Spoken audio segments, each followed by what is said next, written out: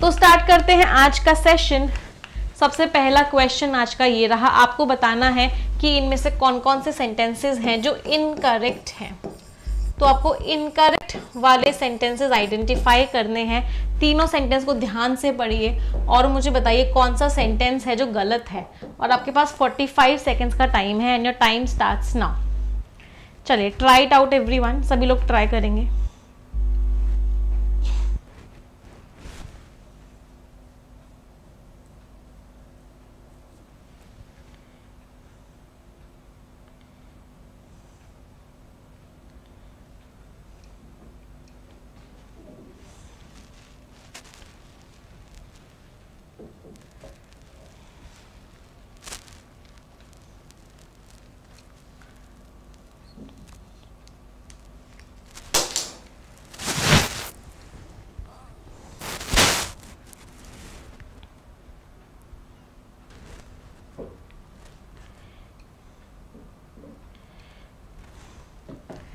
चलिए the time is up. देखते हैं कितने लोगों का ये वाला आंसर ठीक निकला है।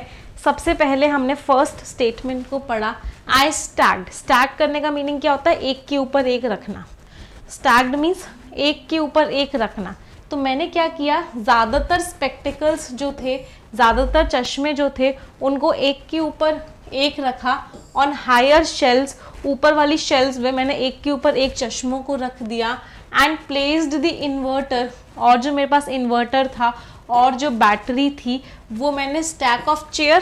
स्टैक का मीनिंग क्या होता है? स्टैक का मीनिंग होता है पूरा का पूरा ढेर। तो पूरा का पूरा ढेर है तो भाई प्लूरल, एक से ज़्यादा चीज़ होंगी तभी तो ढेर बन पाएगा। एक से ज़्यादा चीज़ होंगी तभी तो ढेर बन पाएगा। तो स्टैक ऑफ चेयर नहीं आएगा, क्या आएगा? Stack of chairs. तो इन्वर्टर और बैटरी को मैंने चेयर्स के ऊपर रख दिया। दैट मीन्स फर्स्ट वाला सेंटेंस मेरा क्या हो गया? फर्स्ट वाला सेंटेंस गलत हो गया। चेयर की जगह क्या आएगा? चेयर की जगह चेयर्स आएगा। दूसरा पढ़ते हैं, the strong current of the river. River का जो स्ट्रॉन्ग करंट था, रिवर में जो बहाव था, वॉश्ड अवे, उसने वो जो कमज़ोर एम्बैकमेंट था, जो कमज़ोर जो स्ट्रक्चर था, उसको वॉश अवे कर दिया, उसको गिरा दिया around the under construction sluice gate. इस गेट के पास जो एम्बैकमेंट था, जो बाउंड्री बनी हुई थी, जो कंस्ट्रक्शन हो रखा था, उस रिवर ने उसको गिरा दिया। कोई एरर नहीं है, सेकेंड स्टेटमेंट इज करेक्ट। तीसरा पढ़ते हैं, द पेशन हैज़ अंडरवेंट। हमेशा याद रखना जब भी हैज़, हैव और हैड, कौन कौन से वर्ड्स? हैज़, हैव और हैड, इनके आगे जब भी वर्ब आती है तो वर्ब अपनी थर्ड फॉर्म में आती है। कभी भी वर्ब की फर्स्ट फॉर्म या सेकंड फॉर्म नहीं इस्तेमाल होती। हैज़, हैव और हैड के आगे हमेशा वर्ब की थर्ड फॉर्म आती है। तो अंडरवेंट नहीं आएगा, क्या आएगा? Has undergone. तो बेसिन जो है उसमें बहुत ज़्यादा चेंजेस आए हैं पिछले 30 सालों में, 30 ईयर्स में। तो अंडरगॉन थर्ड वाला भी इनकरेक्ट हो गया। तो कौन कौन से दो इनकरेक्ट हो गए? फर्स्ट वाला भी गलत है, थर्ड वाला भी गलत है। तो first and third are incorrect. Noise pollution हो रहा है, नॉइज आ रही है, एक मिनट दो, let me do something for this noise. अब नहीं आनी चाहिए, ठीक है। तो answer is what? Answer is option number B. कोई दिक्कत किसी को? लास्ट 3 डिकेड्स, पिछले 30 साल। अगले क्वेश्चन पे आते हैं, let's move to the next question now. ये रहा अगला सवाल और 45 seconds for all of you. चलो ट्राई करेंगे सभी लोग।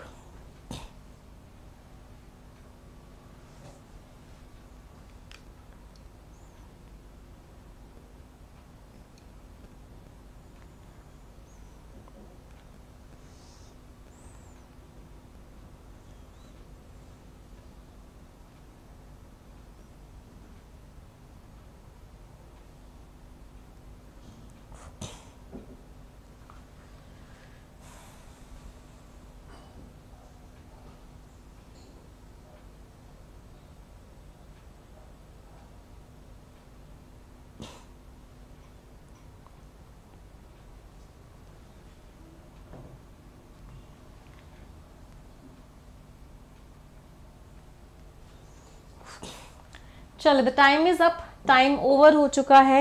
इस क्वेश्चन में देखते हैं क्या क्या एरर्स हैं, बट उससे पहले एक रिक्वेस्ट करूंगी, 1600 बच्चे देख रहे हैं बट लाइक्स अभी 500 हैं, तो I would request everyone of you to like and share the session. If 1600 students are watching तो 1600 लाइक्स भी होने चाहिए, 1600 शेयर्स भी होने चाहिए, बट जल्दी से सभी लोग लाइक और शेयर कर देंगे। अब इस क्वेश्चन को देखते हैं। फॉर द टाइम बीइंग, इस समय के लिए जो फोकस है, फोकस किसी चीज़ के ऊपर होता है, इन नहीं होता, फोकस इज ऑन। आपका फोकस इस समय पढ़ाई पर है, कुछ समय पहले तक आपका फोकस अपने ग्रेजुएशन पे होगा, अब आगे आने वाले टाइम पे हो सकता है आप में से बहुत सारे लोगों का फोकस आपकी शादी पर हो जाए या बच्चों पर हो जाए, इजंट इट? तो फोकस के साथ क्या लगाते हैं, focus is on something, focus in something नहीं होता है, फोकस ऑन समथिंग होता है। तो इसका मतलब क्या है, ए वाला गलत है। तो फोकस क्या है, जो फ्लड के बाद जो बीमारियां होती हैं उनको रोकने के ऊपर फोकस है। चलो, फाइंडिंग लेबरर्स, लेबरर्स को ढूंढना जो 1000 रुपीज़ पर डे चार्ज करें 300-400 की जगह हाउस को क्लीन करने के लिए, ये टफ है। तो ये तो एडिशनल इंफॉर्मेशन थी। इस आर का सब्जेक्ट कौन था, फाइंडिंग लेबरर्स, लेबरर्स नहीं था, लेबरर्स को ढूंढना था। सब्जेक्ट क्या था, लेबरर्स नहीं था, लेबरर्स को ढूंढना, तो finding was the subject. Finding क्या है, जेरेंड है, और जेरेंड के आगे हमेशा सिंगुलर वर्ब ही आता है। तो यहाँ पे आप आर टफ नहीं लिखोगे, यहाँ पे इज टफ लिखोगे। वो लेबरर्स को ढूंढना जो 1000 रुपये पर दिन ले 300-400 की जगह हाउस को क्लीन करने के लिए, उन लेबरर्स को ढूंढना क्या है, टफ है। ऐसे same example, studying for 6 hours is tough, are tough नहीं आएगा, 6 आवर्स सब्जेक्ट नहीं, स्टडिंग इज द सब्जेक्ट। तो ऐसे सब्जेक्ट को हम क्या बोलते हैं, जेरेंड बोलते हैं। अगले पे आते हैं, द लैंडस्लाइड, वो जो लैंडस्लाइड पिछले हफ्ते हुआ तो पुल एरिया में मणिपुर की नोनी डिस्ट्रिक्ट में, इसको याद किया जाएगा as one of the severe natural disaster. One of the का मीनिंग क्या होता है, बहुत सारों में से एक। वन ऑफ द का मीनिंग क्या होता है, बहुत सारों में से एक। इसका मतलब इसके आगे जो नाउन आता है वो हमेशा कैसा आता है, इसके आगे जो नाउन आता है वो हमेशा और हमेशा प्लूरल होता है। तो वन ऑफ द के आगे हमेशा प्लूरल आएगा, ईच ऑफ द के आगे हमेशा प्लूरल नाउन आएगा। So one of the severest disasters in the state आएगा। इसको याद किया जाएगा सिवियर डिजास्टर्स में से एक डिजास्टर की तरह। तो ये भी गलत हो गया भाई, ये तो पूरा क्वेश्चन ही घोटालेबाज था, दाल में काला ही काला था। तो आंसर क्या था, all the sentences are incorrect, सारे के सारे सेंटेंसेस गलत हैं। कितने लोगों का ठीक निकला? How many of you give the right answer to this question? I hope many of you. चलो अगले क्वेश्चन पे आते हैं। अगला सवाल आपकी स्क्रीन पे ये रहा, और ये रहा टाइमर सभी के लिए।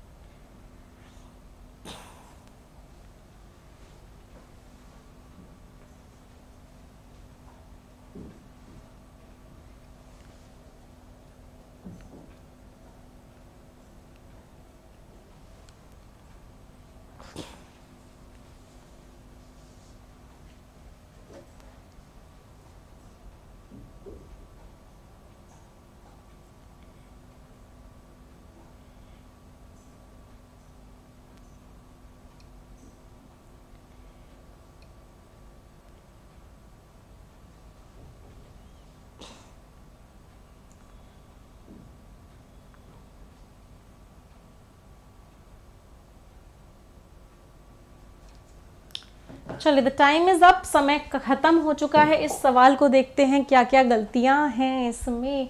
The uncertain nature of rains, rains का जो अनसर्टेन नेचर है, कभी भी हो जाती है, कभी नहीं होती है, कभी बहुत ज़्यादा हो जाती है। तो ये जो अनसर्टेन नेचर है, अब देखो ये तो प्रेपोजिशन से शुरू हो रहा है, एडिशनल इन्फॉर्मेशन है, एडिशनल इन्फॉर्मेशन प्रेपोजिशन से शुरू होती है, ये भी प्रेपोजिशन से शुरू हो रहा है, ये भी एडिशनल इन्फॉर्मेशन है। With the monsoons being more intense this year, monsoons बहुत ज़्यादा इंटेंस है अगर हम पिछले वाले से कंपेयर करें। तो यहाँ से लेकर यहाँ तक तो एडिशनल इन्फॉर्मेशन है। तो इस हैव का सब्जेक्ट कौन हुआ, ढूंढो, ध्यान से ढूंढ के निकालो। इस हैव का सब्जेक्ट कौन है, द अनसर्टेन नेचर। ये जो अनसर्टेन नेचर है ये क्या है, ये इस हैव का सब्जेक्ट है। तो नेचर तो सिंगुलर है भाई, हैव थोड़ी ना आएगा, हैज़ आएगा। तो ये जो अनसर्टेन नेचर है रेन्स का, मॉनसून इतना ज़्यादा हो गया पिछले प्रेडिक्शन के कंपैरिजन में, इसकी वजह से प्रॉब्लम क्या हुई है, इसकी वजह से प्रॉब्लम बढ़ गई है। हैव की जगह हैज़ आएगा, तो इसका मतलब फर्स्ट सेंटेंस तो गलत हो गया। सेकंड देखते हैं, there are safety regulations, safety regulations हैं जो CEA ने बनाए हैं, जो हम सबसे एक्सपेक्ट करते हैं कि वो फॉलो करें, कोई एरर नहीं है। रीजंस हैं प्राउड होने के, गर्व फील करने के, किस चीज़ को लेके, इंडियन पावर सेक्टर के ग्रोथ को लेके, इंडिपेंडेंस से। तो जो ग्रोथ हुई है पावर सेक्टर की, इंडियन पावर सेक्टर के इंडिपेंडेंस के बाद से, उसके लिए हमें अच्छा फील हो रहा है, कोई एरर नहीं है। तो आंसर इज ओनली 1। सिर्फ और सिर्फ फर्स्ट सेंटेंस में एरर है। हैव की जगह क्या आएगा, हैव की जगह आपका हैज़ आएगा। Has will come in place of have. कोई दिक्कत? कितने लोगों का ठीक निकला ये वाला क्वेश्चन? How many rains? बेटा रेन्स का मतलब होता है अलग अलग जगह की बारिश, टेम्परेचर्स अलग अलग जगह का टेम्परेचर, रेन्स अलग अलग जगह की बारिश, तो रेन्स में कोई एरर नहीं है। अगला क्वेश्चन आपकी स्क्रीन पे ये रहा, and this is the timer for you.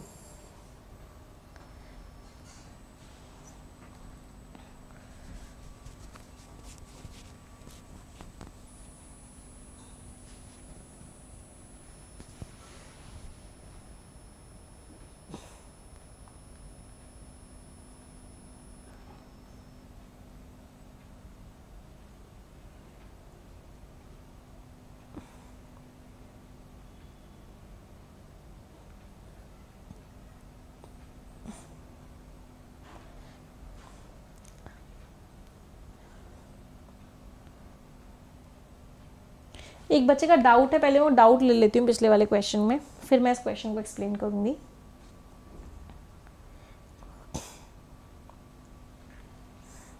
चलिए इस क्वेश्चन का टाइम आप है, लेकिन इस वाले क्वेश्चन में मुझे एक बच्चे का डाउट लेना है। इस बच्चे का डाउट ये है कि मैम सिंस इंडिपेंडेंस लिखा हुआ है तो परफेक्ट टेंस आना चाहिए।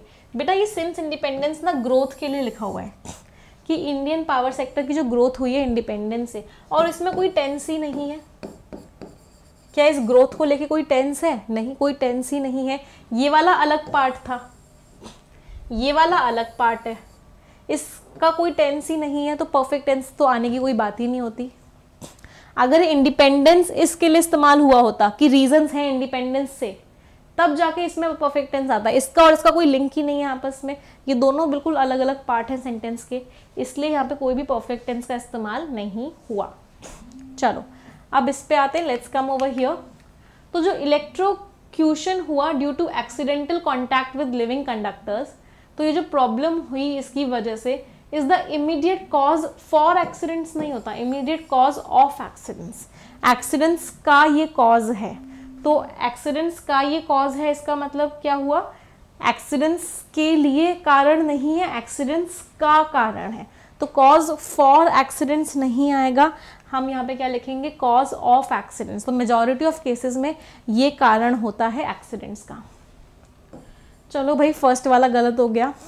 सेकंड देखते हैं, जो रीज़न हो सकता है, क्या हो सकता है कि या तो कोई कंडक्टर कट गया हो, या फिर सैगिंग ढीला पड़ गया हो कंडक्टर्स, या फिर स्विच बोर्ड्स कैसे हो, स्विच बोर्ड्स ओपन हो। तो ये स्विच बोर्ड्स नाउन है, तो नाउन के बारे में जो वर्ड बताता है वो एडजेक्टिव होता है। नाउन के बारे में जो वर्ड बताता है वो एडजेक्टिव होता है, तो वर्ब की थर्ड फॉर्म को एडजेक्टिव की तरह यूज कर सकते हैं। तो एक्सपोज्ड स्विच बोर्ड्स, कारण क्या हो सकता है, कारण हो सकता है कि स्विच बोर्ड्स एक्सपोज्ड हैं लो हाइट्स पे, स्विच बोर्ड्स खुले हुए हैं लो हाइट्स पे, इसकी वजह से एक्सीडेंट हो जाता है। तो ये भी गलत हो गया। द सेकेंड मेजर रीजन, जो सबसे बड़ा दूसरा रीजन है, वो क्या हो सकता है, फायर हो सकता है इलेक्ट्रिकल फॉल्ट्स की वजह से, जो 12% ऑफ द एक्सीडेंट्स को अकाउंट करता है। मतलब it is response, accounts for का मीनिंग क्या होता है, इज रिस्पॉन्सिबल फॉर, जो 12% एक्सीडेंट्स के लिए रिस्पॉन्सिबल है। इसमें कोई एरर नहीं थी, ये बिल्कुल सही था। तो answer was both first and second, first और सेकेंड दोनों के दोनों गलत हैं। Answer is option number B. कितने लोगों का ठीक निकला ये वाला क्वेश्चन? देखो वर्ब की थर्ड फॉर्म एडजेक्टिव का रोल प्ले करती है जब वो एक्शन कंप्लीटेड होता है, इसको हम बोलते हैं पास्ट पार्टिसिपल। क्या बोलते हैं इसको हम? Past participle. वर्ब की first form plus ING adjective का रोल प्ले करता है, तब वो एक्शन कॉन्टिन्यूएशन में होता है, और इसको हम क्या बोलते हैं? Present participle. वर्ब की फर्स्ट फॉर्म कभी भी एडजेक्टिव का रोल प्ले नहीं कर सकती। तो ये जो एक्सपोज है ये क्या है? ये जो एक्सपोज है ये गलत है। अकाउंट फॉर नहीं, अकाउंट्स फॉर आएगा बेटा। अकाउंट्स का सब्जेक्ट कौन है? फायर। फायर सिंगुलर है इसलिए अकाउंट्स फॉर आएगा, अकाउंट फॉर नहीं आएगा। जब भी सब्जेक्ट सिंगुलर होता है वर्ब की फर्स्ट फॉर्म में एस और ईएस आता है। चलो अगला सवाल, और ये रहा टाइमर सभी के लिए।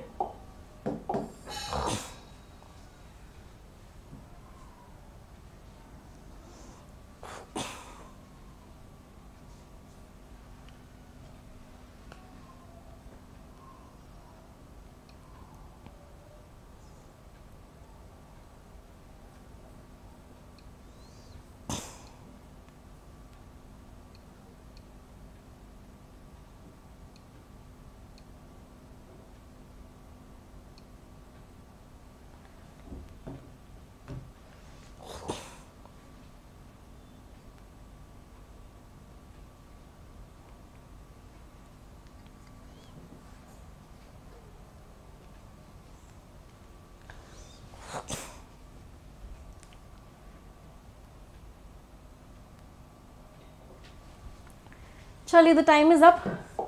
रिवाइविंग का मतलब क्या होता है? जान डालना। So reviving the Iran nuclear deal, Iran की न्यूक्लियर डील में जान डालना, वॉज अ कैंपेन प्रॉमिस। ये कैंपेन प्रॉमिस था of the US president Joe Biden. हमेशा याद रखो, जब भी कोई पोजीशन दे रखी हो और उस पोजीशन के आगे उसका नाम दे रखा हो, कोई पोजीशन दी हुई है, उस पोजीशन के आगे उसका नाम दिया हुआ है, तो कभी भी आप आर्टिकल दा का इस्तेमाल नहीं करते हैं। You never ever use article दा, तो यहाँ पे दा नहीं आएगा। अगला देखते हैं, neither maternal nutrition care interventions, ना ही ये चीज़, nor infant and young child feeding practices, ना ही ये चीज़ has showed the desired improvement, ना ही इन्होंने इंप्रूवमेंट दिखाया है, ना ही इन्होंने इंप्रूवमेंट दिखाया है।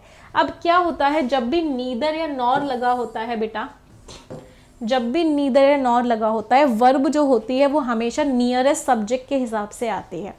120 रूल्स ऑफ ग्रामर आप सभी के लिए बहुत इंपॉर्टेंट है। आपके मैक्सिमम क्वेश्चंस हो जाएंगे अगर आपको 120 रूल्स ऑफ ग्रामर आते हैं तो क्या लिखा हुआ है? नीदर नॉर से कनेक्टेड होते हैं, तो जो वर्ब होती है वो नियरेस्ट सब्जेक्ट के हिसाब से आती है। प्रैक्टिसेस प्लूरल है, तो यहाँ पे क्या आएगा? यहाँ पे हैव आएगा। इन्होंने डिजायर्ड इंप्रूवमेंट नहीं दिखाया है, तो ये भी गलत हो गया। थर्ड देखते हैं, instead of taking local conditions लेने की जगह और मार्केट डिमांड्स लेने की जगह इनटू अकाउंट, मतलब इनको कंसिडर करने की जगह इंडिया को क्या कोशिश करना चाहिए? वेस्ट को कॉपी करने की कोशिश करनी चाहिए। कोई एरर नहीं था इसमें, तो answer was option number B, both first and second. First और सेकेंड दोनों के दोनों सही हैं, दोनों में से किसी में भी गलती नहीं, सॉरी दोनों के दोनों गलत है। कोई दिक्कत किसी को? Anyone, any problem till here? I hope नहीं है। चलो नेक्स्ट क्वेश्चन।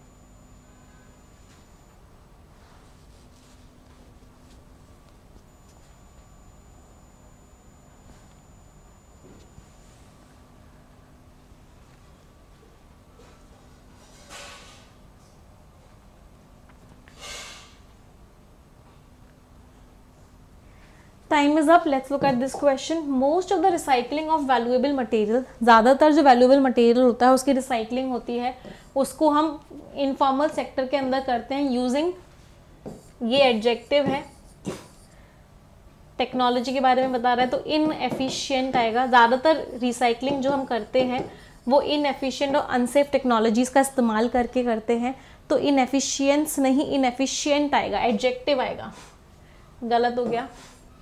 एयर कार्गो जो है integrated with road, rail and port infrastructure, ये जो है बैकबोन है ऑफ एन ग्रोइंग इकोनॉमी, नहीं ऑफ अ ग्रोइंग इकोनॉमी। एक बढ़ती हुई इकोनॉमी की ये क्या है, एक बढ़ती हुई इकोनॉमी की ये एक बैकबोन है, ये भी गलत हो गया। इंडिया की बहुत लंबी हिस्ट्री है कॉर्पोरेट वायलेशंस की, बहुत सारे रूल्स रेगुलेशंस तोड़े जाते हैं और साथ ही साथ बहुत ही खराब सिस्टम है, सही है, इसमें कोई भी एरर नहीं है। तो फर्स्ट एंड सेकंड दोनों के दोनों गलत है।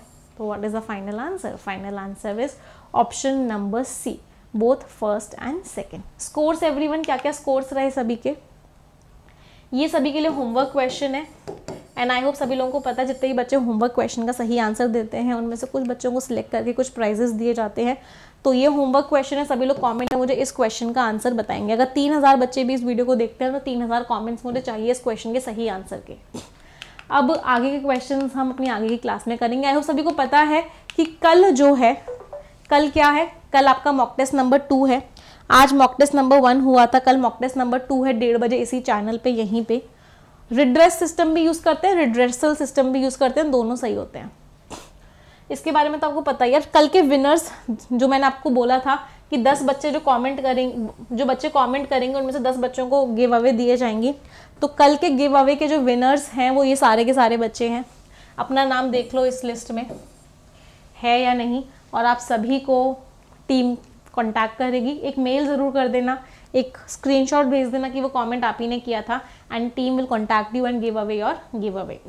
यस, चलो स्पोकन इंग्लिश के कोर्स के बारे में तो सभी को पता ही है।